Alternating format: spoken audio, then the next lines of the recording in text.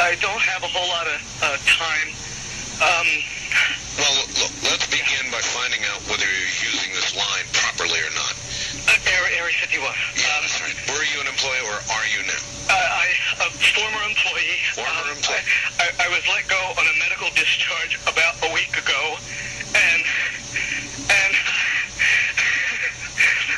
I've kind of been running across the country. Oh man, I don't know where to start. They're gonna they'll triangulate on this position really, really soon. So you can't spend a lot of time on the phone, so give us something quick. Okay. Okay. What we're thinking of as aliens are they're extra dimensional beings that an earlier precursor of the space program made contact with. They are not what they claim to be. They have infiltrated a lot of aspects of the military establishment, particularly the Area 51. The disasters that are coming, the military, the government knows about them, and there's a lot of safe areas in this world that they could begin moving the population to now aren't. But they're not doing anything. They are not. They want the major population centers wiped out so that the few that are left will be more easily controllable. Okay, some people think that aliens are from another planet. And some people think that aliens travel intergalactically, to say that they travel as people or pilots in a ship. And some people think that they're from another solar system. And some people think that they created us. And so some people think that they're here to bring about a ancient knowledge that mankind lost or something like that. Some people think that Christ is one of these individuals in a human thing or a human disguise. There are a lot of different beliefs in regards to them. And one thing has been proven true is that these beings have been deceivers since they first got here. And every time they told a ruler or a person that they came from a planet or they came from a society and that they were created under a different God than we would know, it has often been shown to be a lie. They seem to also change the story of their origin, and history has shown that over and over again.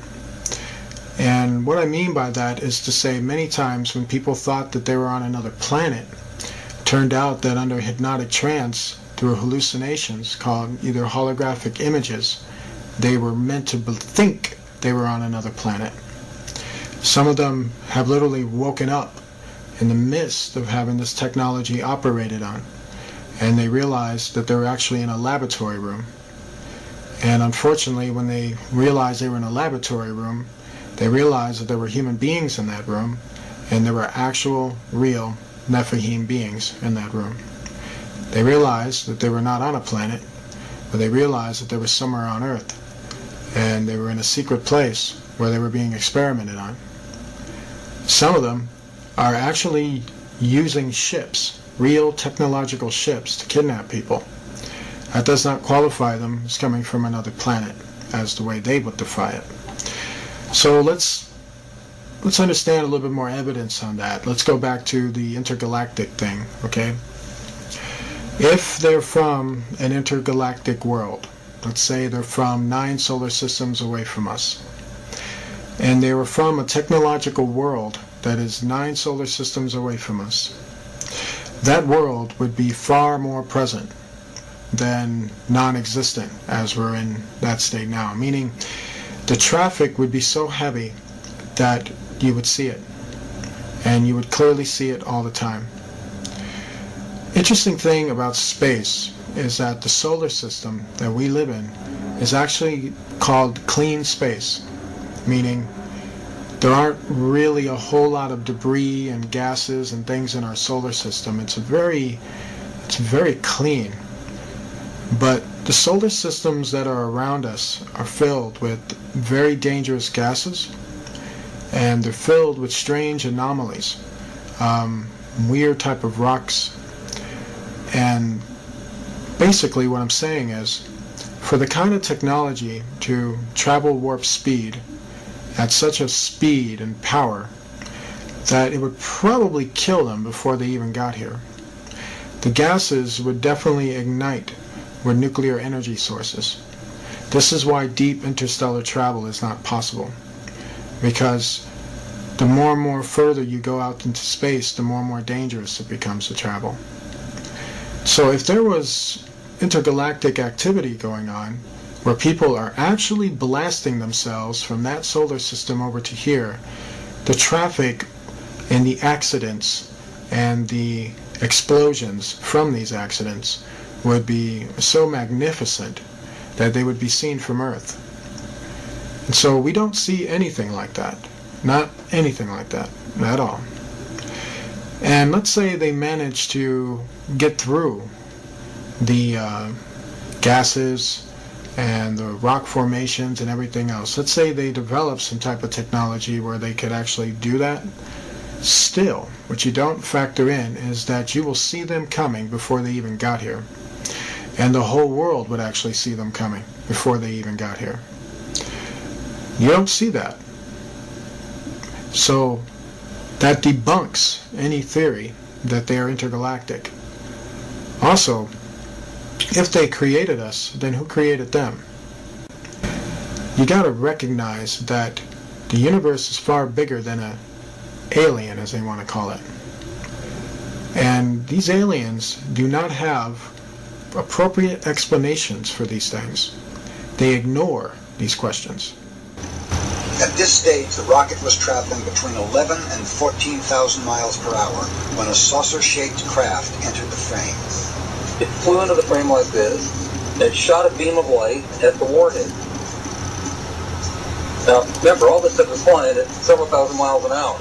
So this thing fires a beam of light at the warhead, hits it, fires another beam of light, and then flies out the way it came in.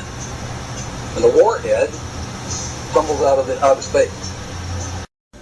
In many incidences where these beings have been confronted, Jesus Christ has often been asked of them. And you know, they actually say that he's real. They can't even deny him. Have you ever wondered why? Now, from their behavior of disappearing and reappearing, that's not the behavior of an intergalactic entity. Because you are an intergalactic entity. You are actually in a galaxy. And if you were to go to another planet, let's say Mars, they would see you coming because you're in a ship. You would actually try to communicate with the rulers. You would communicate with the people. They would see you coming down from your ship in a normal intergalactic travel way. Have you ever seen these entities do that? Absolutely not. They just seem to appear out of nowhere, and they always want to have very secret meetings. And they're very good at hiding from the people. Have you ever wondered why? When these entities have been under investigation, when we watch them come in and out of our world, you've watched them literally open a portal in the sky and go into it, and then come out of the same portal. This spiral portal has also been shown that it can be created in satanic occults. There are people who practice magic that we would probably know now as Kabbalah, but had other names before that, where they can open up the same portals. And not open up the same portals, but they can call up entities that look exactly like aliens. But yet, they don't call them aliens. They call them evil spirits. And they say that Christians would call them demons. But yet, Independence Day, The X-Files, all these shows want you to think they're aliens. truth is out there, and they're not aliens. You ever asked yourself, why would they want you to think that, though? You see, if you think alien, you don't think about Jesus. And when you think alien, it makes you doubt Jesus. And when you doubt Jesus, guess what happens? These aliens run right over you. They take control of you. They possess you. They do terrible things. They're not your friend. They're not my friend. And they're not the solution to the human race. You see, you probably heard that they tell the human race and the rulers that you need to make peace and you need to end your weaponry and stop killing each other and stop doing these harmful things to each other, and we'll help you. But yet, what you don't told is that these aliens also want our help too. How is that? How is it if they got things together, why do they need our help? If they're so superior, why do they need us to disarm? If they can help us, why don't they just do it? Why do they need something from us? Have you ever wondered why? A good hustler knows that when you hustle something, you need to get back in return. You're doing it because you want to make that person happy so that you can make yourself happy when you get back the return. A hustler will sell you something, but he wants the money. Do you understand? Did you know when dealing with these beings in negotiation, where your tax dollars are being used to talk to them and you're not even told anything about it, did you know these beings hustle? They promise people technology. They promise people to solve all their medical problems. They promise to show them the ruins of planets and to take them there and to help them build a society there without the people, which is you, me, and the people they're supposed to be ruling over and basically feeding us and take care of us and making society possible for us. A former astronaut who walked on the moon says aliens exist and that the government has been covering up incidents of contact for years now. Dr. Edgar Mitchell says aliens have visited our planet, and he believes the government covered up the discovery of an alien spacecraft in 1947, as well as 4 alien bodies that were found in the desert. The reason for the denial was, number one, they didn't know if these were hostile and could we protect ourselves from them. Didn't want the Soviets to know, so they devised to lie about it and cover it up. Well, Dr. Mitchell is a veteran of the Apollo 14 mission, and he walked on the moon back in February of 1971.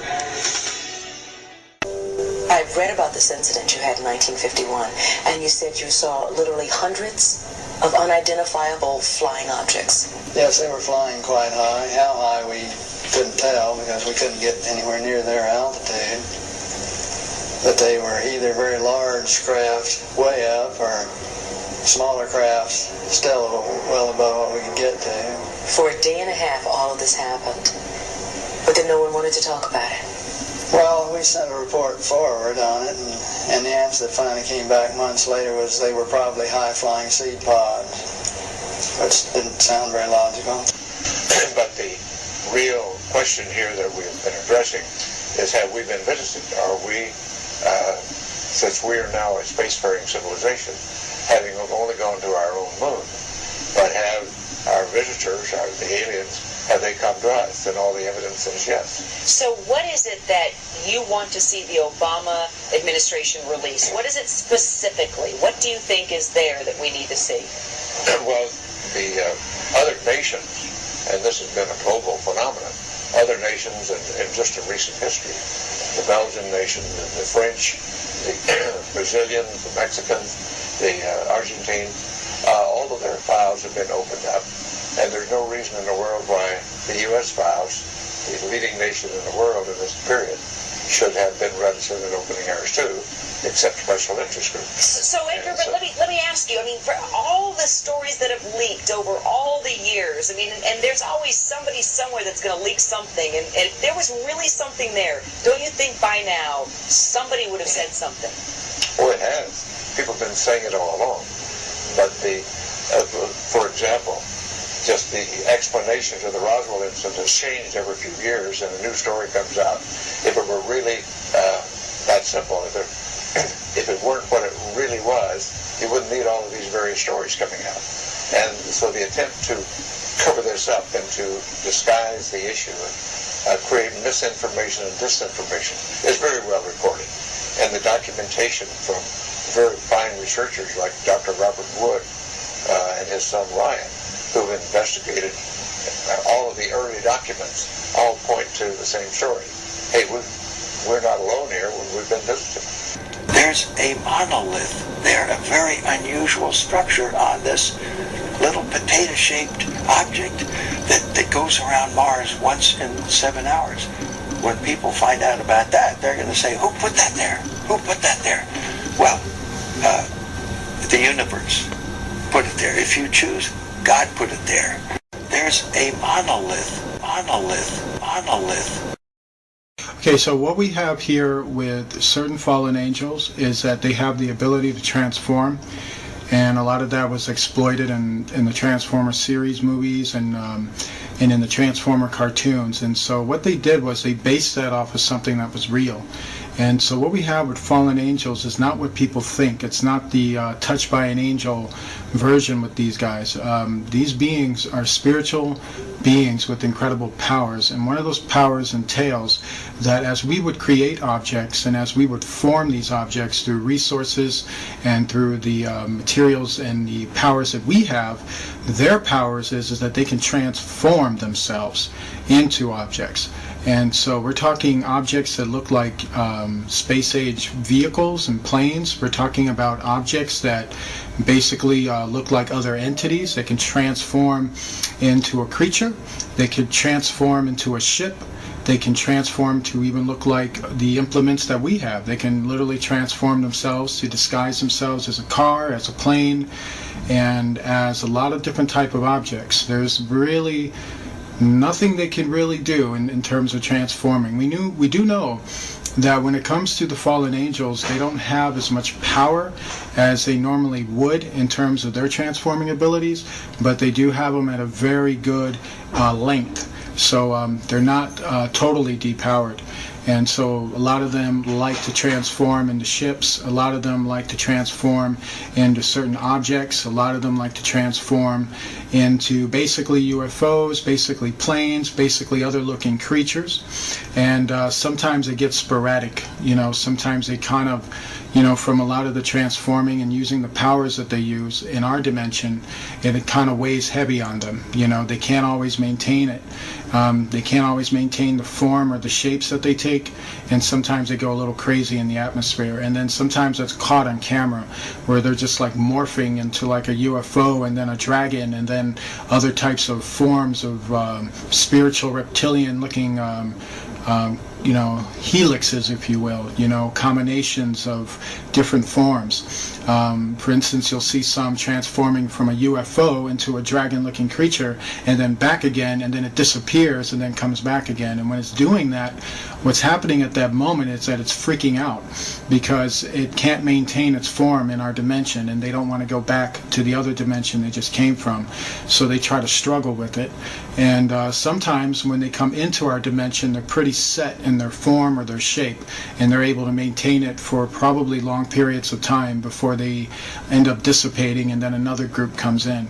And so there is a weakness to them, but we don't have the weapons to really combat them, to tell you the truth. I mean, fighting them is like throwing sticks at them. It's not going to work. You can throw a nuclear warhead at them, and that's not going to work. You can shoot bullets at them, and that's not going to work. When it comes to the full spiritual beings, the full fallen spiritual beings, I'm not talking about their Nephilim children, who are another story, because they can morph too, but not as well as the fallen angels. The fallen angels, to understand them, they're usually balls of light And then they have demons that can also appear that way. So it's tricky identifying them. But one thing that you can do is when you pay enough attention to them, or if you spent enough time observing them, you start to notice how the demon lights are not as transformable as the fallen angels. Fallen angels are, they can basically transform within seconds and disappear within seconds. And the demons, or the spiritual demons, they seem to maintain a certain form, and then they're known to just basically dissipate a lot quicker. And so that's probably the only way you can tell on that end, when it comes to these beings. Aliens are two types. Aliens, as what people will know them, are actually fallen angels. And fallen angels have more power than people think. They're more creative in their deception than people think. Fallen angels like to pretend to be aliens. They rather you think something different other than what the truth is. And then you have the Nephilim, who the Bible says were the children of the fallen angels.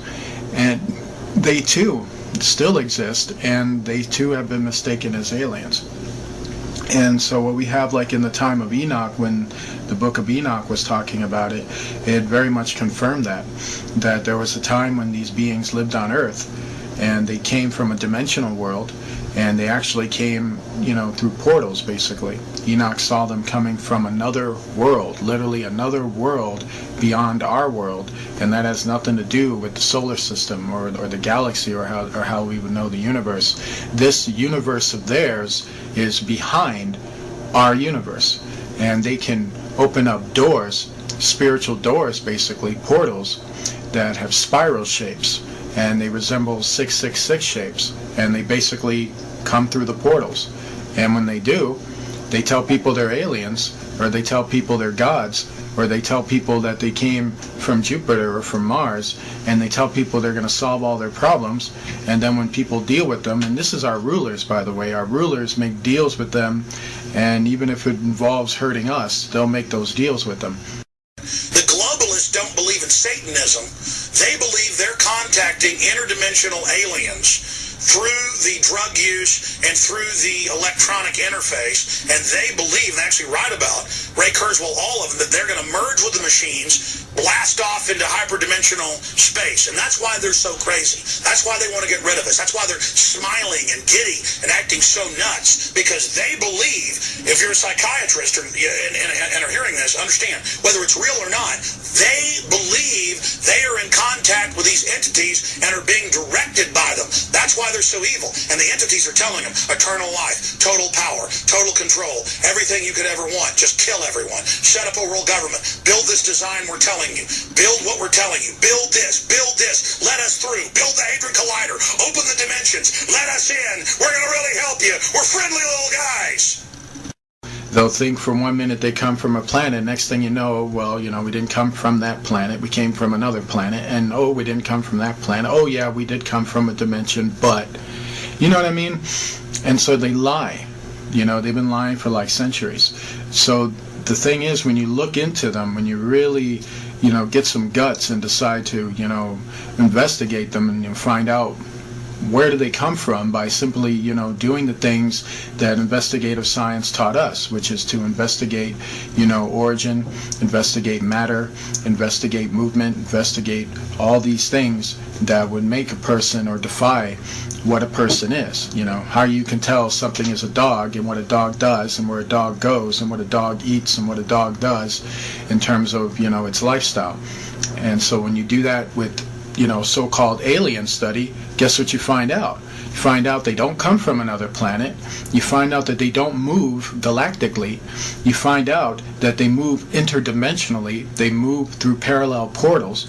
When we talk about like Enoch, when we talk about what makes Enoch so important, why, what's the big deal about Enoch, why is everybody going toward the book of Enoch? There's two reasons why. What happened in Enoch's time is happening now in our time. And that's scary, because what happened in his time was pretty messed up. Okay, so what we had that occurred in Enoch's time was that there were rulers that were on that earth, powerful rulers who were worshiping evil spirits. These evil spirits told these rulers that they came from another planet and that they were going to solve their problems for them, and that there was more God than just the one true God. And so they believed in that for like hundreds of years for a while, and these were like descendants of even Seth. And what happened is that over time, while these rulers were worshiping and not taking warning from the other sons of God, those entities backstabbed them. And what happened is that the more and more the rulers worshipped them, and the more they got control over what they did, it allowed those entities to enter further and further into our world, to the point where they received enough energy and enough permission from these rulers to literally enter our stratosphere. And when they entered our stratosphere, they came in full invasion force. The book of Revelation tells us that's going to happen again. We are living in the stage where the beginning of that is already happening. So what we put this picture is Hitler basically meeting up with the fallen entities, and that was basically irregular for him. He had a very large interest in basically following them and basically communicating with them and basically talking to them. And these beings were, very much part of the plan and the destruction of World War II. You'd be amazed at the fact there's a lot of attacks in World War II that they actually took part in, that history tries to cover up or tries to bury. I mean, if you look back at maybe 15 years from 9/11, so many people will have a different view and a different explanation to that. But when it all comes down to it, the Bible tells us that fallen entities are involved, and our leaders shake hands with them and greet them, and are happy to see them. Hitler is also very much involved with the 13 council members, and so he's very much a guy who reports to them. And this is one picture that you're looking at right here. This photograph was actually snapped, I believe, during an attack at Antarctica, if kid you not. Hitler didn't die in 1945. He actually died later on after World War II, because he was hidden in that base for a while. This was a photograph that was shot of one of the UFOs, if you will, one of the Virginia aircraft planes that attacked an aircraft carrier. Right before it decided to unleash a hail of missiles on it, one of the soldiers snapped a picture of it. And these are the things that you got to really wrap your mind around, because when you don't wrap your head around it, you're going to get very caught up in it. This is also the same deal. What you're looking at the bottom with the heat source is very much the fuel injection of the plane, or the Virginia. This is also another photo shot of the Virginia. And what you're looking at right here is kind of what I'm talking about here, is some of the engineering components of some of these Virginias. They have a circular fusion type of power, and it's right at the center of the Virginia. And basically fusion, that's basically using type of nuclear fusion with water, and basically sends it into a lot of hyperactive speeds. And it's just very, very advanced, and it just show you just how advanced we were in World War II, which would even implicate to you now just how more advanced we are now, and how so much of that is not shown. And what you're looking at here is another case of that. You can see how sleek they build these Virginias, and you can see how well they've gotten to the point of building them. They're nowhere near to the point where they used to be, but they've gotten there now. A lot of this was help from the fallen angels, because our rulers by that point did not have a lot of mental capacity behind this, and so they had to be retaught how to rediscover their own inventions, which is very sad. But it's the making of their own doing. If you look very closely at this, you'll notice I believe it's a 50 cal machine gun that was built at the bottom of this one. And what you notice with these things is that they're usually machine guns that are basically placed inside the Virginia, and then they're released to come out and then to be used against upon other people, basically to open fire on people. And to show you the military strength of these things. You have something as well here. You got a guy standing on top of one. And what you have here is also another one too. And as you can see, it's pretty much parked there. If you notice the Rolls Royce that is near this UFO, it's to show you that, you know, the elite were the ones that were privy to this type of stuff. They were the ones that were there to watch it and look at it and examine it and admire it. And what we have here is the same angle, same deal. And this is probably one of the very well-known ones. And one of the things I need to mention about this thing is that a lot of the times when they were launching these Luminias, a lot of the Luminias were to be launched to go into the planets, basically to the moon, Mars, other places, other secret locations on Earth. Many times they called in witches to basically conjure up demons for them, to guide them or direct them certain portalways that they would fly the instruments into and then come back in and out. A lot of the things in their world is not what you would think. It's a lot more worse than that. And same thing that you have here. You had one basically hovering up about with the airplanes basically hovering over it. And what you have here is another base basically. It's a design of a base, but it's basically a design of an energy source. If you look at all the contraptions that are connected to the triangle points, those are called energy bars. And with these energy bars, basically, they're like giant transformers that can fuse powerful energy, and they all connect, kind of like a wiring, and all the energy will be centered to the center of the main core of the energy source. And what you're looking at here is what they used to do with pyramids a long time ago, and now they've invented these circular type formations. And all these things are about energy sources and advanced technology. This is also a blueprint of a Viminia, how to build one and how to construct one. You'll notice some things about it. Viminias usually are about, they have basically 3 levels or 3 floors. You have a top level where that's where the operations, flying, things like that. And you have a bottom level. One is for laboratories. Another, well, laboratories will be right at the bottom, and the middle sections are their homes, basically where they sleep in and where they rest. And this is a model for a really big giant one.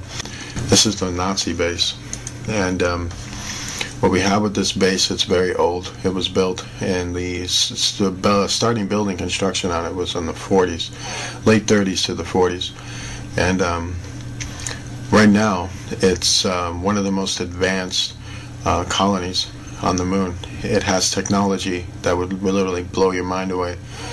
Right now there's about 2 million people living on that base. It's actually a city, and it's very, very big, very huge. You have literally advanced space age technology there. It's one of the last things left of the Reich Empire of Hitler. It's now part of the Rothschild Illuminati colonies, and they control it right now. And it's basically their moon base, and it's just very, very advanced. The swastika building, as you're seeing, is very huge, and there's so much more in that area that's very much shrouded in the darkness. But if you were to get on the ground level, you'll see just how huge and massive this thing is, and just how big it really is. The top part of it is a huge satellite on top, and just very, very advanced, filled with aircraft hangars and all kinds of other advanced technology there. Basically, they almost live in a Star Trek world there. It's quite interesting. What we had here with the astronauts doing this was that they were setting up mirrors, and what they were trying to do was, they know that in the occult that certain mirrors scare off evil spirits because they don't like to look at themselves in a mirror, which is another reason why evil spirits like to appear as the host or some other entity or person their real, true form is so horrifying that it even horrifies them. And so that was the aim at setting up the mirror. But the mirror was so, how do I say, it's so amateur. You know, they were basically using folding mirrors, and just wasn't a smart idea. I think it was just more done out of panic. You know, one of those things you do where you're so scared, just figure out the next thing to do. And what you have here is the same deal. They were basically on a base, and they're in basically a facility that's mostly underground, but it has a few bases on top, a few housings on top. The government really hates this picture. They hate it for a lot of reasons, because it's too real. You notice the golf club there, and that was from the fact they were playing golf at the time. So, you know, basically to, I guess, I don't know, to relax their nerves. When they were told to get off the moon, they found it absolutely offensive that they actually came up there to play golf, which is why Americans are not welcome on the moon, because they're considered to be ignorant, and they're considered to be rude. And, you know, I haven't seen anything that could tell me otherwise. This is like another shot of their getting confronted by fallen beings. Notice this pit right here. They were basically filming the animal life underneath the caravans of the moon. There's a lot of species on the moon. A lot of people don't know that. There are beings called selenites who have wings. There are reptilian creatures that are under there. They resemble small little, from what I understand, they resemble small dinosaurs or small dragons. They're very, very small. And this type of species, they have one for the moon, and there's another species like it on Mars that they tunnel under the ground. At the time when they were doing this was a later Apollo mission, as you can tell with the rover they had. And this means it was after Apollo 11. And then when this mission was going down, basically they got confronted by the fallen angels. You'll see them up here. There's actually 5 of them coming around. But every one fallen angel is probably like 20 or 30 of them. Remember, they join themselves. They basically fuse themselves together and travel in a light source. And so I always remember that, like when Jesus said to the demoniac in the garden of the Gardarians, the tomb areas, he basically asked him his name. The demon gave one name. He said, "I'm Legion." One name, but yet we are many. But this is the kind of show you, like when Beyonce says, "I'm Sasha Fierce," there's a whole lot more people to Sasha Fierce. And so that's kind of what you have with aliens too. They travel in the same way. Same thing here. You have 2 of these beings coming up the surface, and basically there too. Basically I have a similar thing, got a light source showing an odd spectral being in the air, and more spectral beings here. Very similar to what I'm talking about. You see how they travel close together. You got one here, and then you got one here. The Bible says that they're beings of light, meaning spiritual beings. And these are also pictures of basically them covering up moon structures. This is NASA telling you there's nothing up there by erasing what's actually up there, so that you can go home and think there's nothing up there, even though you'll never go home and think, well, if there's nothing up there, why are they doing this? You know, what's the point of this? Why would you do that? You know, that's basically to show you that they're hiding what's up there. They don't want people to know about what's going on there, what the deal is, and stuff like that. So that's why you have a lot of these buildings that are just being basically covered up. Same thing here. What you have here with this structure is that it's a ruin, a very massive ruin, and it's basically a temple. And from what I understand, it's very, very huge. The structure is probably a good 5-6 miles wide, with probably going up to about maybe 15 miles high. It's very, very huge. And it's one of those structures that hardly ever gets talked about. But very, very powerful indeed. And We have more of the same type of thing here when they were basically landed in this area here. This is when they were filming the abandoned city, or the ruinous city. It was a city made of metal and crystal. I kid you not. Many of the buildings had huge giant holes in them, or they were halfway destroyed or hanging.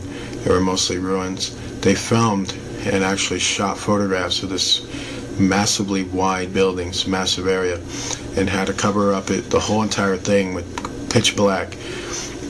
But because there was so much crystalline in the photograph, a lot of people were able to just use a lot of infrared and a lot of other camera ways to bring out the images that were being covered up in there.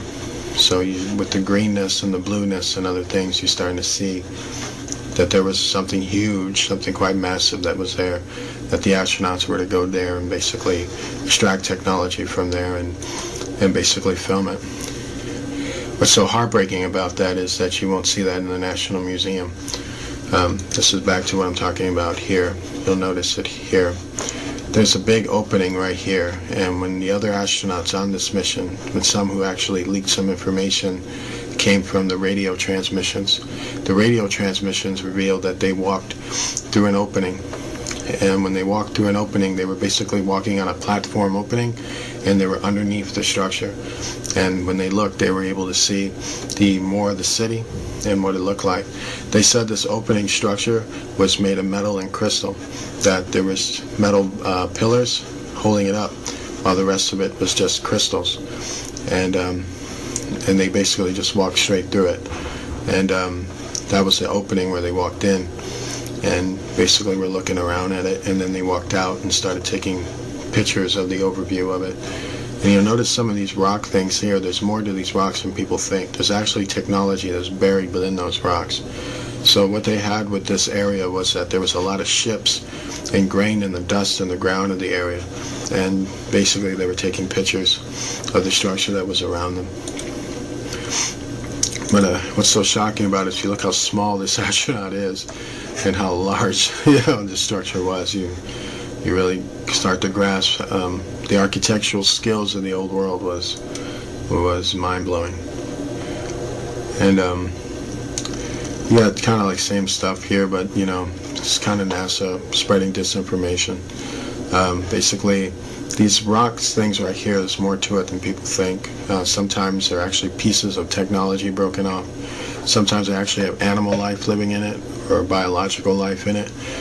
And so they just basically erase it. And this is kind of like showing you their guilt, because if you look at it, if you didn't have this information, you wouldn't think much of it.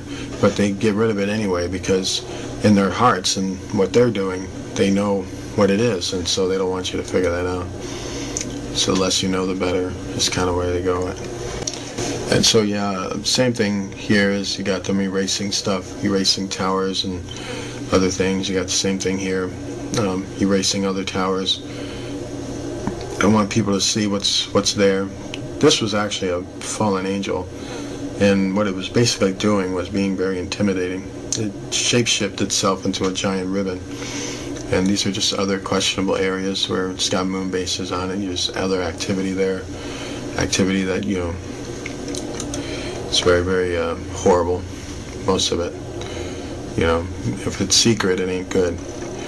These are pyramids that are on the moon, and you notice 1, 2, 3 of them from the shot angle. Actually 4 right over here. From the shot angle of it, you'll think that these pyramids are close together, but they're actually not. They're probably maybe 3 to 6 miles apart from each other. And basically in that time, pyramids were built for energy sources, kind of like a big giant battery to light up your city. And that's what they were there for, basically. And this is to show that they're somewhere near a ruinous city, and they're not too far off from it. And just very powerful. And same thing here. What we had here were UFOs kind of lying on the surface. They looked like giant bugs, actually. And basically these things started to pop up when these astronauts started to take pictures. This is one of the major reasons that spooked them to get off the moon. Many of these astronauts, actually, when they went to the moon, a lot of them thought they weren't even coming back. They were that scared by it. Basically, we have more, same thing here. We have a statue of from what I understand, a goddess-type ruler with a sword that's been broken off. Where you see the handle of the sword here, and you see its blade end right over here. Very interesting because it's old world metal, so it'd be kind of interesting to look through that a little bit. Very, very interesting indeed. We have here was a Virminia ship. This is known as a smaller Virminia class ship, and this comes straight from the old world. So this was an old world ship, meaning it wasn't built by the government. It was built by a government those thousands of years ago. And basically, as you can see, the 3 holes there, it was attacked basically. And but looking at how advanced it is, it's marvelous. From what I understand, they were going in there to take away computer chips that were on it, and to get a schematic, basically, of how it was built. Just a beautiful ship, though. Nothing really quite like it. And what we have here was the type of engines I was talking about in terms of Virminia. This is one of their engine capsules. And if you look here, this is the crystal that's right in the center of it. And it's basically built to fuse power and H2O, basically. And they fuse it inside this crystal, and basically it's used to power up an entire ship. And so this is why they came to that area, because they knew what was there, and they were trying to extract the technology. And what we have here is basically a pagan altar built on the moon. Quite interesting. But this was from a long time ago. And basically that's what they did. And it's just quite shocking. This is more stuff here. You're looking at more ruins in the ground here. And looking at just a kind of oblong structure, really. If you look at this blue thing right here, this is actually what they couldn't completely cover up. But this is to show you that massive blue crystal city that we just got through talking about. This is one of the beams that's being shown that they weren't able to cover up completely. And it's just very mind-blowing. And this is kind of showing you what they really covered up in this photograph. This whole area right here has an abandoned ruinous city on it. And when they showed this photograph, they showed it, but they took out the actual city that they were covering up. So this is kind of showing you what they did, what was really there, and why they took it out. Showing you how advanced their camera techniques are in terms of eradicating things. You'd think they would be truthful, but that's the government for you. They've disappointed us. And so this is another picture of another moon base that they have. And what you're looking at here is called portal technology. And that's what this big giant thing is used for. And what you're looking over here is a tractor that's about to come in. And this tractor usually goes to the mining fields, picking up silver, gold, metal, other resources. And this is one of the bases that they have on the moon. And sometimes people come through portals. They're walked out through here, and they come into this base here. There's tractors here. You'll notice mining fields here around it. You'll notice this big flash of light right here, which had a lot to do with the fact that when the astronauts came close to it, the fallen angels appeared, because fallen angels are everywhere on the moon, and basically guarding a lot of their evil things that they got human beings involved in. Basically, this was the mothership, as it's well known, Virminia ship. When we come to learn about this area, is that the reason why they fogged out or put a lot of electrostatic in terms of the seams around this area was because of all the gold that was around that area. There was so much gold in that area that it's just mind-numbing to think about in terms of your imagination. To see the gold that clearly from all the way up in the sky shows you that there wasn't like bars of gold down there. You can consider like almost like a halfway of a mountains of gold down there. There was gold nuggets and rocks and mountain-shaped rocks of gold down there. I kid you not. Like, basically a gold nugget that's something like 10 miles high, and just scattered all around where this mothership was abandoned. And it really blows me away, because it kind of shows you that they were using a lot of gold, a lot of resources, and then it's also showing you that God placed a lot of those resources on other planets too.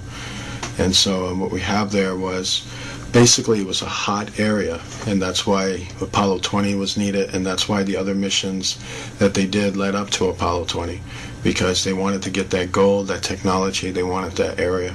And so it's very shocking. This is to show you how big that ship was. I mean, it's huge. This is the harbor point of New York City, the Manhattan area. And if you look at some of the largest buildings that are in the world, they're nowhere near as big as this ship.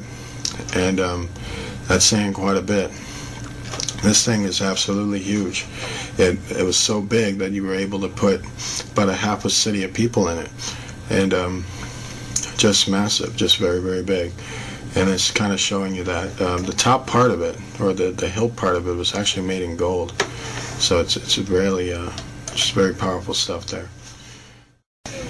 Alright, so what we're looking at here is called, first of all, from what I understand, it's an old world structure, and it had something to do with basically a meeting ground place, if you will. If you ever gone to an airport, usually the first thing you go to when you go to the airport is that you go to the airport building. That's what this was. Basically, it was a place where people gathered when they were about to take off. The Germans discovered the ruins of it, and so what the Germans did is that they basically remodeled it. And when they remodeled it, they used it as a base of headquarters when they were extracting resources off the moon, and when they were building an underground base on the moon. So years later, after the Germans built the base, they abandoned this post. And when they abandoned this post, basically they went underground. And then years later, the astronauts came here. And when they came to this specific area, what the Apollo 11 mission was about, it was to spy on the base, on the moon base of the Illuminati. And not just spy on this base, they were also supposed to take resources off that area. Apollo 11's mission was to do reconnaissance. Reconnaissance is that you're going to film an entire area. You're going to spy on it, basically. And you're going to find out what's there. You're going to find out what you can pull off real quick, what kind of tactics you can do through the surveillance of the area.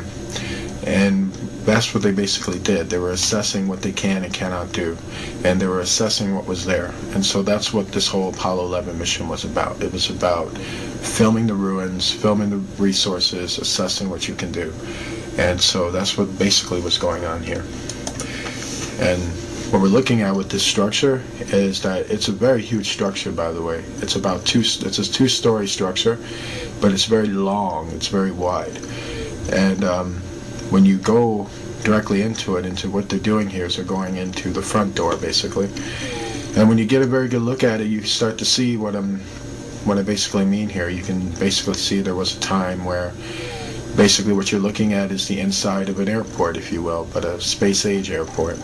There was a time where people would be, well, basically they'd be lined up over here, and you got these other buildings and other rooms where people basically would have had their office, if you will, and, you know, there was more to this structure. A lot of it was destroyed, but there would have been a lot of technology around it. So by the time the Germans got to it, the Germans would have just remodeled it, you know, put some new structures on it to hold the building up and things like that. Once it was abandoned, it was just, that was it. So you'll notice some things about the walls of the building. You notice that they're very bright. You notice that when they come in with the camera, it seems like the whole thing seems to illuminate. It has a lot to do with basically the walls. The walls are made out of alabaster. Alabaster makes things glow, kind of like marble does. And so, from what I understand, this structure was a combination of alabaster and marble, and kind of like a white stone, if you will. And so that's why it has a very type of eerie glow. This is one of the astronauts walking. We believe this was Buzz, actually, with Armstrong filming. And if you take a good look, you notice some things here. You can see kind of what I'm talking about. You can see how this is an old world structure with some new structures in it, but this is kind of like an old world kind of line, if you will. It's a place where people lined up. And the more and more you get a very good look at it, you'll notice these archways. Archways are places where people would gather. They'd be coming in and going out. And you'll notice some other things. You look at these beams across right here, you'll notice that some of these beams are attached to the old structure, which is to hold it up. And you'll notice the ground is very broken up, and that has a lot to do with the destruction that the building went through, or was basically hit with, a long time ago. And you'll notice now he's filming another room, which is here, and he's about to go right into that room.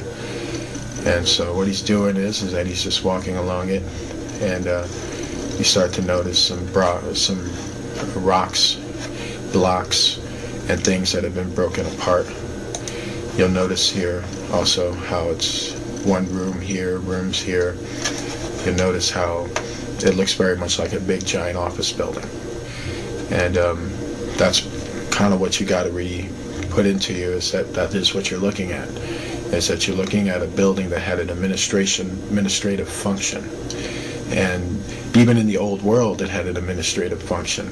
And when the Germans took this land, they made it also into an administrative function. And then until after a while, that was pretty much it.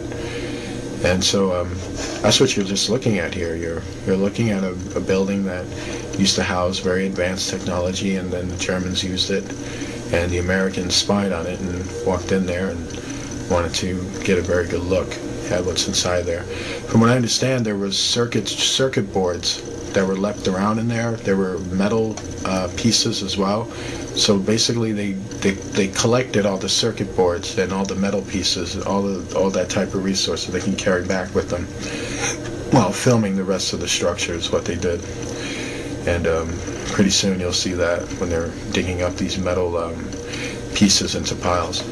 And so you're looking at more of the structure. What he's basically doing now, he's getting more closer near the ruins of the structure. And now as you see what he's doing, take a very good look at what he's doing. He's looking at the ground because he's noticing that there's metal pieces on this ground.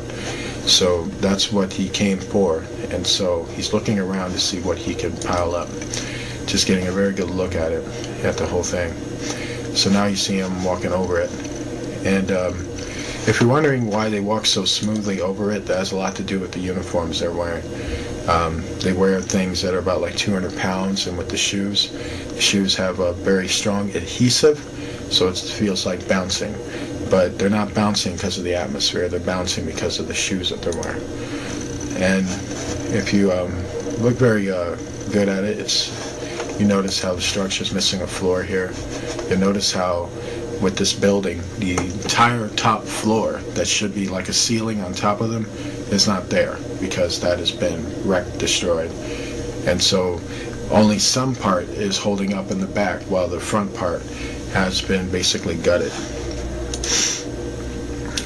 And so this is just more of that. You see these beams here, and then you see these archway beams that I want to keep mentioning it to you. You see more arch beams here and more arch beams here. And that's just to tell you, that it was an administrative building, and people would have been lined up here, they would have been lined up here, they would have been going into another building here, getting their papers or getting prepared for flight.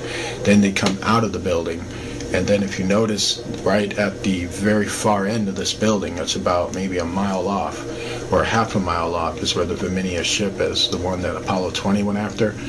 And that's to show you what that area used to be. It basically used to be a massive space-age airport. So you're looking at some of the buildings that were left over from it, and this was one of the administrative buildings that they had. So that's more, what you're looking at. If you take a very good look at it, you see how this building, had levels. It was a two-story building with a lot of floors, a lot of inner floors. So basically levels of rooms, bedrooms, office buildings. Basically, that's, what it was, basically. And so I just want to keep reiterating that because, a lot of people look at this building and they'll think it's alien, or they'll think, the Germans built it, but it's a lot more complicated than that, and also pretty simple at the same time. And so it's pretty tripped out. This is what I'm talking about. If you look up here, you can see the floorboards up here, and there's floorboards here, and then all of a sudden there's just this big opening right here, and that's because half the floor on top is missing. Basically gutted. And a lot of things like that, alabaster walls, but you notice how some of these, wallings here are more darker. They don't really shine that well. And so it's to show you that the Germans had to, like I said, remodel. They had to put some of their raw material on there to kind of hold the building up so that they can use it. And this is Buzz in the middle of it. And, it's a funny thing with Buzz is that right at this point, when he's standing in the middle of it, just looking at it, what was going through his mind is the fact that he just could not believe that this was there. Like he's just mesmerized by the fact that somebody built this here before he ever got there. And now he's thinking also, man, I got to go back and tell the people that we're the first ones on this moon and there's nothing here, while he's in the midst of the truth. It's a very eerie moment for him. And if you notice how still he is, he's just standing there, just looking. And so it's just to kind of give you the insight of, what's going on with him. He's just really mesmerized by what he's seeing. And let's get a good look shock at it. You can see how big this building is in terms of width. It's a width building, definitely. But it goes for quite a bit. Like, you got these tunnelways that are going all the way, or hallways, if you will. They're actually hallways, and going all the way down and all the way down. You see how long this building was. It was probably close to about a mile long, and it's very, very huge in terms of that. And so one thing about old world buildings is that they emphasize a lot on width and length. They were very astute at that. So that's what you got going on here as well. Also, you'll notice there's more hallways here, more doorways, hallway down over here. There's another section over here. It's just mind-blowing. Top of right here is actually the main ceiling right up here. And it's kind of a box-shaped structure, an oblong box-shaped structure. And once again, Buzz is just more in awe. You notice how slow he's moving now, kind of looking around at it, just kind of in disbelief, just, really blown away by what he saw. If you're looking at it right here, this is another hallway point, and where they're at, their module is right over here. And so that's what they're basically looking at. And you notice how this room is designed. It has a very interesting type design, the design is very interesting. Every time I look at it, I can tell with old world structures, they were very into being creative, and so, but not too far off from what we would build a structure as. It's kind of like the same style, same format of how we build our buildings. So it's very powerful stuff, and the more you get a look at it, the more you're really floored by it. Okay, so you'll notice that they're on the outside. They're actually filming in the inside, something on the outside. And this is their module, so one thing you gotta ask yourself is, what's this thing? Right up here. Now that is quite interesting, because it's actually outside. And so it's a little weird. It probably has a lot to do with the entities that are up there. And they did describe that the entities were hovering on top of their heads. So that could have something to do with that. Very, very weird indeed. And That's probably why he's filming the module right now, because he's getting worried. Okay, this is what I was talking about in terms of picking up metal fragments and circuits. Now, if you notice what he's doing, if you take a very good look at what he's doing, that's exactly what he's doing. He's collecting up circuits, he's collecting up wires, and he's collecting up metal pieces. And he's basically piling them up so that they can basically take them out of there. And that's what Mr. Buzz right here is doing. He is basically trying to pile them all up together. And quite interesting. And reason why it's dark there is because there's just not enough light. And this is a computer composite of what the structure looks like. If you take a very good look at it, it's very, very big. And you can see how it's just a big, massive, long, two-story administrative building. And just very, very huge. And quite interesting indeed. And that's just to give you a very good look at what you're looking at. And there's just so much about this, you know. This is a piece of the second floor ceiling. It's broken off there. You'll notice some things on top of it. It's kind of circular, like blocks and stones on top of right here. That could have more of a function than we think. We could be looking at a piece of a broken off machine. And it's just amazing, you know. Very sad when you look at it too, because you know, you realize certain things, and you know, you realize what we lost due to sin, due to rebellion against God. We cost ourselves quite a bit. And you know, the earth is temporary. Even the planets are. None of this stuff is going to last. You're not going to see this stuff in eternity. And believe me, you don't really want to. The place is haunting, by the way. If you have the astronauts who talked about it, who covertly talked about it, spoke about the feeling of being haunted, you know, the feeling of something was on their back or on their shoulders, looking at the apparitions of the fallen angels being haunted by them. So the moon is very much haunted. So right now we're going to show you a female body that was found on the moon. And this came from Apollo 20, which was a very covert mission, and it was done between Americans and Russian astronauts. And this mission was the last known mission to the moon in terms of the American involvement of it. And this is the body that you're looking at right here. And you'll notice some things about the body is that you'll notice these tubes that are connected to her eyes and her mouth and to the center point of her head. These tubes are actually flying devices, and they are devices that are attached to the neurons of her mind, basically. They had a technology back then, a long time ago, where they were able to pilot things almost seemingly using their mind, but they were using technology that was attached to their mind to send out basically a particle ray to operate computers that would lift the ship into the air. And so basically that's what you're looking at are piloting devices that are attached to her face.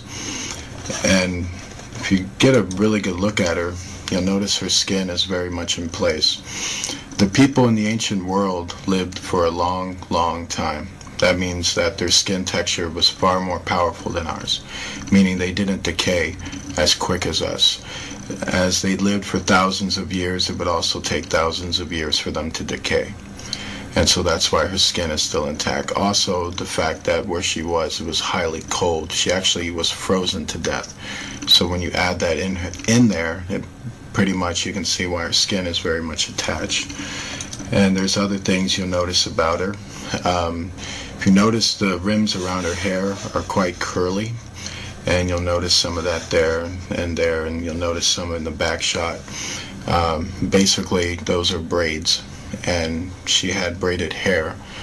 And if you take a pretty good look at her, you'll notice that her facial features resemble someone of quite great beauty. She was known as a very beautiful woman in her time. She is also the pilot of this ship. and her body was the only one that was intact at the time when they found the other bodies. They found other bodies next to her, but they were in pieces. She was the only one that was intact. We got a very good look now at this implement right here. We can see a piece of this technology which is attached to the center of her head, and you can see how the tubes are all attached to the eyes and then attached all the way to the bottom. So what you're kind of wondering is that what she's doing is, let's say when she's piloting the ship, she's giving commands with her mouth, and those commands with her mouth are then being fed into the tubes into her brain.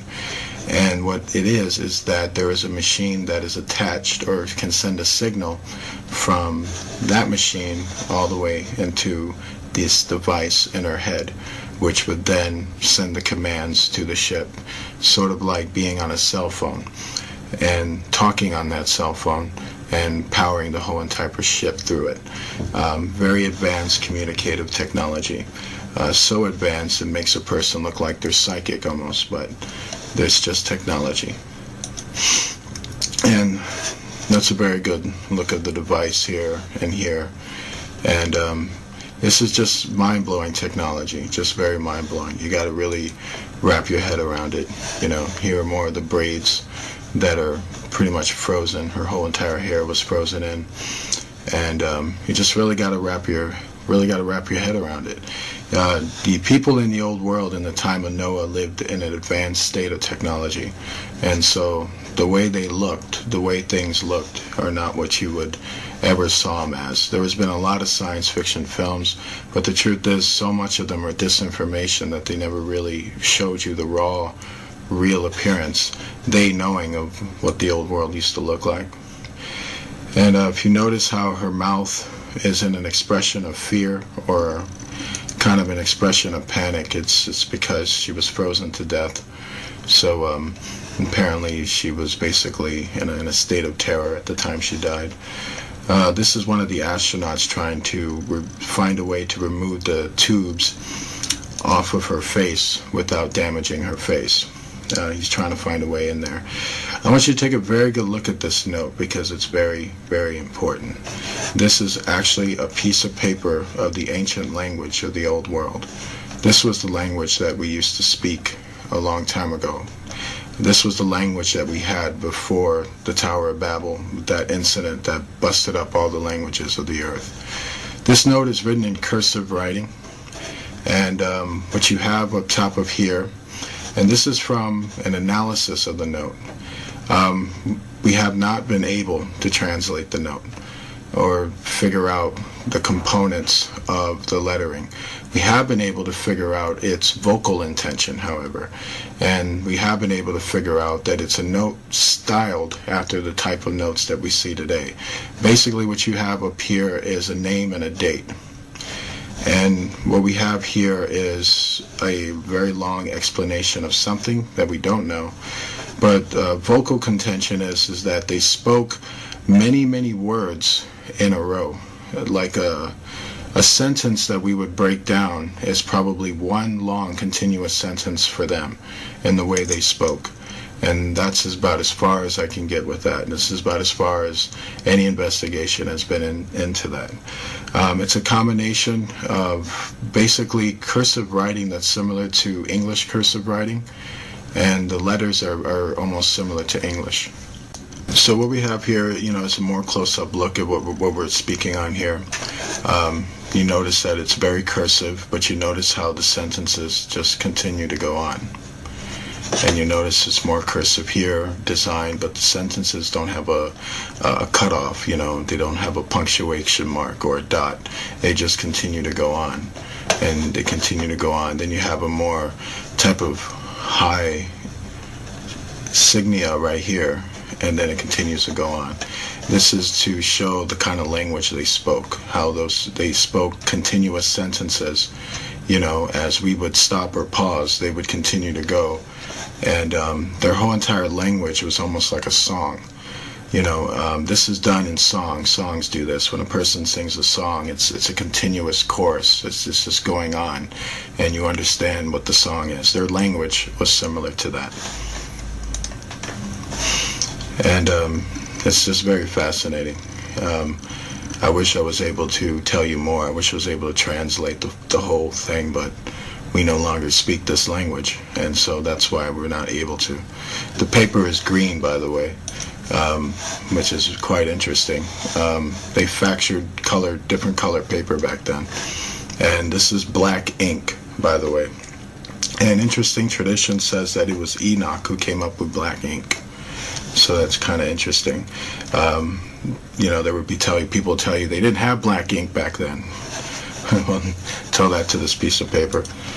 And so it's quite interesting. This is another note that was found on it.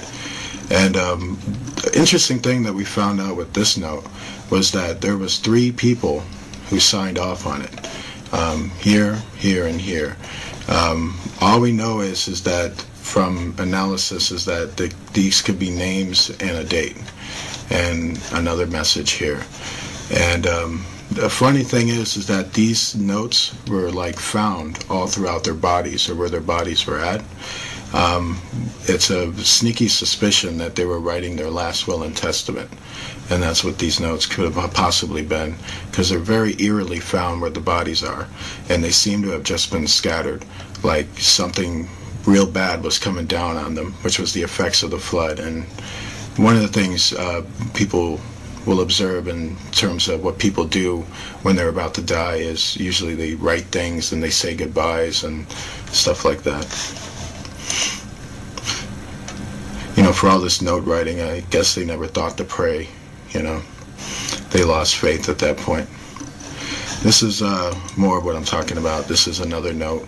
So far, you've seen 3 different notes so far, and this is another piece of note with the same deal.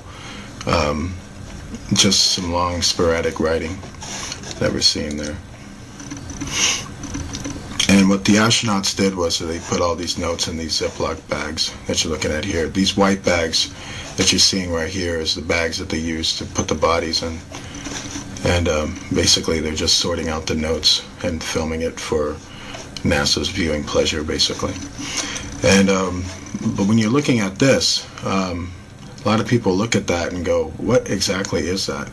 These are computer circuits, by the way. And these are actually very advanced computer circuits. These are circuits that have been attached to a blanket. I kid you not. And apparently this blanket was draped on the pilot, actually. This part right here is some of her lower body.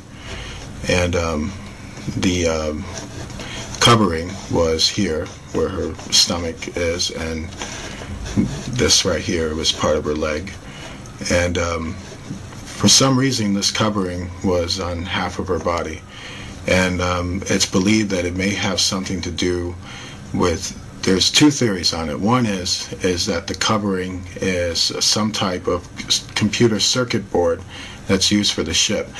Another one is that it's an example of transhumanism technology, that this daughter of man, this specific female, had cybernetic implants in her, and one of that was this type of covering that was on her leg, which is telling us that the technology back then that they achieved in terms of cyborg technology was very real, and this is a piece of it that's on her. And much of the transhumanism doctrine that's coming out with the connection to what happened in Noah's time very much supports transhumanism, rather than it being a device that's part of a piloting function.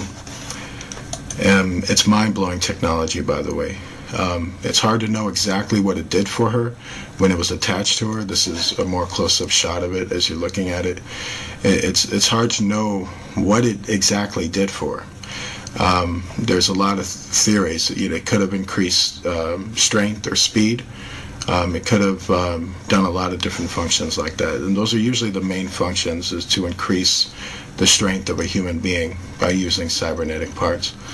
And that's what all of this stuff is, basically. This is a more close-up shot of it. And it's mind-blowing. It's unlike any circuits that you've ever seen or known. These are circuits that are far more advanced than what you would ever have known. Then they work far, far better than anything you can can think of in terms of what we're dealing with now, or what the government will have you think that we're dealing with now. This is a more close-up shot of it to get you to really wrap your head around the circuit board of it. When you're looking on the surface of it, it almost feels like a smooth type of painting almost, or a smooth type of paper, cardboard paper. But when you look further into it, you see that there's actual computer circuits inside of it. And these are the up-close shots of these circuits, and they're just basically coursing throughout her particular implement, and they're attached to her skin, by the way, and that's why the transhumanism technology makes far more sense, because it's very much attached to her actual person. And what you're seeing here is more parts of her body. This is a more up-close shot of her leg, and up-close shot of her body frame, to kind of give you an example of what happened to her skin, or close-up, more telescopic close-up look of her skin. And basically you can see how it's, it seems like instead of decaying, it's chipping. And so that's fascinating. The skin is very hard, and it looks like it's the type of skin that really would take a lot to even cut it. And so it's very strong skin. It's not, you can see how far humans have degenerated. We literally decay. We don't chip away. But back then they chipped away before they actually decayed. And fascinating. And what you're seeing here is her co-pilot, and the co-pilot's head was severed. And so what you're looking at here is the severed head that they found, and it was right next to her. This co-pilot didn't have the implements attached to her, and where she was found, actually, she was found a few, from what I understand, about 15 to 16 inches away from the pilot, and her head was found about 16 inches away, with her other body parts being found in pieces. One thing you got to understand, the astronauts' impression of it when they came onto the site of it, the Apollo 20 crew, was that they felt that a violent incident took place at this time, because the body parts were in pieces, which hence that they were hacking at each other toward the end of it. The pilot seems to have been preserved for two reasons. She may have been the captain, and having privileged knowledge, she may have tried to get away while this was happening, and but basically wasn't able to escape. The meteorites that blew open onto the moon caused a freezing on the moon, that basically if anybody who didn't get taken out by the blast was going to get taken out by the freezing effect. She seemed to have survived the blasting effect, but got caught in the freezing effect, which happened pretty much simultaneously right after the blast. And that's as far as it's known. And what will eerily shock you is that a lot of old world technology that's found all have traces of a violent disturbance that had taken place on it, from having laser holes blasted into them, from bodies being found in pieces, and being found in suspicious ways, showing that they were in a state of panic and violence at the time that the flood effects were taking place. And so much of that is, you got to really wrap your head around that these people were living in a very violent society. This is an after shot of when they removed all the tubes off her face. Right now, they basically got her on Apollo 20, and so this shot right here was basically to show you the after shot of when they had it all removed. They had a female doctor who was with them as an astronaut, and she was the one who removed the tubings off her face. And key things to note is that when they removed the tubes off her face, they said that this ooze, this type of eerie ooze, was oozing out of her eyes and out of her nose. They believe that that might have been part of the cartilage of her brain and the flesh of her eye. That at the time when she died of the freezing effect, it affected the circuits, and that would have fried the inside of her organs in her brain and her optical eyeball. And so that was the oozing stuff that came out. And that's why they don't open up her eye, because there's nothing in there, basically. But we get a very good look at what she looked like. And we can see she was a very beautiful woman when she was alive. She has very voluptuous lips and all that stuff. She's gorgeous. A friend of mine kidded me and said that it looked like Angelina Jolie. But I disagree with that. She looks better than Angelina Jolie. What we're looking at here is the natural mark that's upon her head. It's said that the daughters of Cain, or Canaanites, or people who descended from him, had deformities or specific marks that registered them as being Canaanites. And so this is what we're looking at up here. You'll notice that it's a cross formation, actually. You can see here and here, and so there would have been one here and down here. And there's a serpent form right here. And it is believed that this is the old world mark of the beast. And at that time, from what we understand, she was born with this mark. This is a mark that's actually born upon her.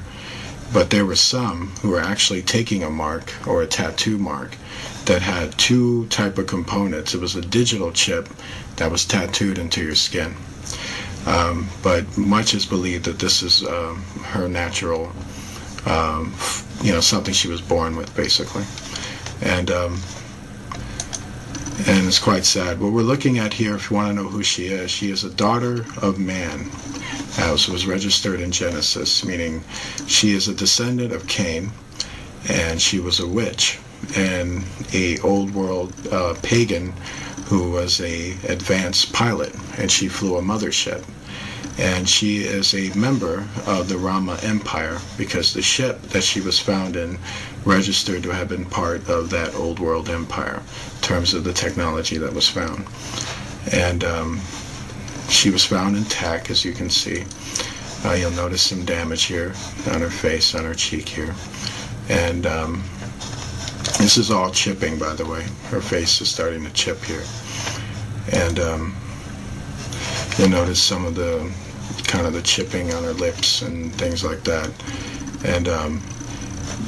And you notice just how well her face looks. You can tell that when she was alive, she was a radiant looking woman, but she was also quite an evil woman. From what I understand about the daughters of men, they weren't the type of women you took home to mom, if you know what I mean.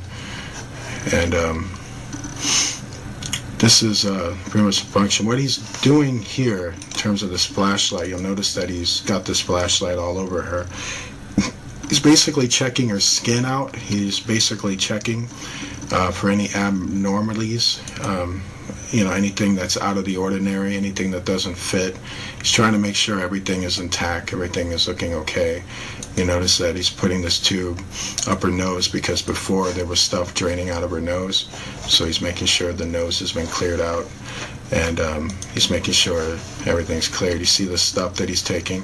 So the type of stuff that was drooling out of her nose. This is actually tissues of her brain being pulled out of her nose. Says her death was pretty painful. And what we're looking at here is a very good picture of her, because now we get like a good front shot of basically what she would have looked like if she was alive. He's pulling more brain tissue out of her nose, and it's quite shocking. Noah spoke about these Pacific women. He said that these were the women that corrupted the sons of God, the human sons of God.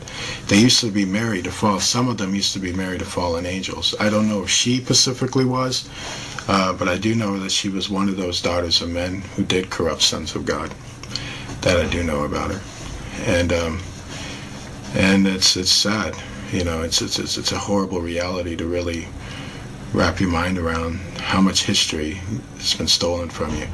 That you would never ever know this, and that's totally sad. So now we're going to show you the image of the ship. that was found. And first thing we want to talk about in terms of this image is that it's a very controversial image. And the first thing you got to understand is that this image is being brought to us by a very advanced telescope. And it was a telescope that was attached to the technology or the equipment of Apollo 20. It was an instrument that they had that was extremely advanced. And so basically we're looking at an image that's actually being looked at from basically thousands of miles into space. And basically they had a technology, much like a telescope. You know, when you look at a telescope, the objects look smaller in the telescope. And so this is what we're seeing here. And they're actually seeing it through a computer screen as they're moving the telescope. And so with that understanding, that's the understanding you need to have as you're looking at this footage. And also you're going to notice there's a lot of static in this footage. That was actually done by NASA, and I'm going to tell you why you'll see that static. And if you take a very good look at it, at what they're looking at here, you'll notice how the ground is shiny. In fact, it's very, very shiny. In fact, it's shining yellow, and that's because there's a lot of gold. And when it starts to static up a lot, that's actually what they're trying to hide. They're trying to hide the fact of what they were really looking at and what they were really going after. They were going after gold, technology, resources. It's the same old man with the same old hang-ups, no matter who's ruling it. And so if you look onto this side right here, you'll start to notice some gold here, and you'll start seeing kind of strips of it all on the ground. But it starts to get more stronger around here, and then when you start to see it. And what you got to notice about this round gold plate up here is the fact that if you were on the surface looking at it, it basically would look like a mountain of gold down on the surface where you would be at. That's a lot of gold, people. This area is Fort Knox right here. This one area right there. Probably more so. And then look right here. There's another massive mountain of gold right here too. And that's just mind-blowing. I mean, there's gold on the moon, and a whole lot of it. And there's an area there that just has a big massive mountain of gold. And that's what this whole area is. And that's why they're going over this very, very smoothly. And they're trying to get, first of all, they're trying to get a logistics for where to land, where to go, where to walk around, and basically what to pick up. And so where now they're basically scanning the area, and so that you can get a very good view of basically the surrounding and the terrain that they're in. And soon they're going to start to come across the mothership. And this mothership that you're about to see is the ship that the daughter of man, the female corpse, was found in. And she was a pilot of this specific ship. And the ship seems to have been in the hangar, or its hangar. The area, or this area that the ship was found around, is believed to have been some type of airport, basically a space-age airport, that was basically decimated and destroyed. And so if you're looking now, you see a lot of these meteor rocks, as you will, and they're all over the ground now. You see them here, basically you see them everywhere. And these are not natural rock formations. This is the sign of a great devastation that took place in this area. These were the rocks that were shot out of the earth like meteors, and they scattered all over the moon to destroy it. And so that's what you're seeing, is these massive holes in the ground. And now you're seeing it all through here. You see these things starting to light up right here, here and here. This is more gold that's being found there. And it's all over the place. Now the static comes, and this is NASA. NASA's trying to now hide what they're trying to see. Now it's more gold. And not just gold that you're seeing here and here, but now you're starting to see the ship itself, which is right there in the hangar. And the more and more they get closer to it, they can start to see it. And you'll notice that the ship's main, what you would call the bridge, if you will, the screen that covers it, is made of gold as well. And that is a big, massive gold plate too. And you'll notice that now they're getting more closer into the ship, and now they're looking at it. And keep in mind also, like I said, telescope technology is what they're using. You're looking at a computer screen from their ship using a telescope machine. So they're actually telescoping this image from their ship onto their ship so they can get a look at it. So knowing that, to know that's important is because this thing is a lot bigger than you think. It's actually far bigger than Manhattan itself. That's how big this ship really is. So knowing that, the ground and everything else is far, far bigger. And so if you notice how these golden massive nuggets, mountain nuggets, are shining off the ground, it's just to show you how much is down there and how big this ship is. And if you notice where the ship is, you notice this big circular thing that's around it. That was part of the hangar that it was once in, but you also notice it's been destroyed too. And so right now he's basically looking at the nose of the ship and he's trying to negotiate a way in. And so right now they're getting an outer look into it before they'll go into a more deeper telescope to get a more detailed look into it. So basically that's what they're trying to do. And then you notice these big holes that are right on top of it. Basically those holes came from the meteor impacts. And now, if you notice all this kind of crazy stuff that's like kind of going on with it, right when they get here, you notice how it's very shiny right here. It's basically glowing right there, glowing yellow. And then you notice how all that glowing stuff was going on, and now it's starting to get more and more shakier. Now the image is starting to fade out more.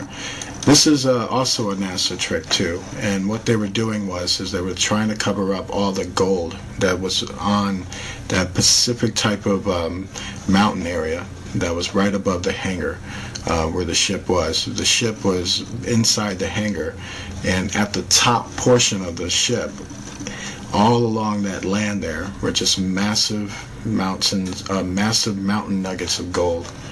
And that's when it starts to get more and more staticky because they didn't want you to see that. And it's quite shocking. There's also a lot of bright spots in this video that were very suspicious of entity activity that was going on. And from what we understand about that is that every Apollo mission was spied on by the fallen angels, so they haunted them and many times harassed them when they were doing their missions. And so you're noticing more of it. You see more of these kind of gold contentions here, and you see right there, right at these areas right here, they're just kind of scattered all through there, and it starts to get more and more foggier, but you start to catch it when you start to take a good look at it. And then right up here too, it's more and more glowing, a lot of yellow golding glow. All of that are basically massive gold pieces. And with the light, basically all that lighting, that red-blue lighting that keeps happening every time they focus the camera over there, that was NASA's effect on that, basically trying to cover up what the camera was catching. And so that's why it's basically glowing all those reflections.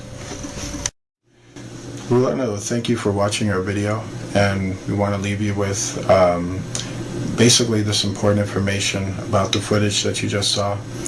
This footage is very, very important because this is the footage that is going on in the world. This is the world that you don't see. These are the things that go on in this world that you've either been lied to about or the right information wasn't brought to you, and a lot of those things. We did these videos for two things. One, to show you that they're real, and also to explain it to you so that you can walk away with the proper information about what you're seeing. These entities are real. They are hyperdimensional beings who take many different shapes and forms. Our government has lied to us about them since they showed up, and every world power has dealt with them at one point or another. And every world power has also lied to their citizens regarding them at one point or another. And the world that we live in is not quite what you think it is. And when it comes to our history and our past and the threat that we're dealing with, Right now, that was the threat of the past. Basically, if you don't know your enemy, and if you don't know history, you're doomed to repeat it. And it's best that you wrap your mind around the truth of what you're seeing and understand that it's real. And we're affected by it each and every day, and we're always close to it each and every day. It's a time to basically reflect on what you saw and reflect on your faith in Jesus Christ, because he is king of that world that they come from, and he has everything in place. It's a time to really take what you saw and realize that the Bible supports this. This is the reality the Bible's been talking about, and this is what you've been denied in church. Church should be teaching you this stuff, but instead we have to. We hope more people will teach others. God bless you and good night.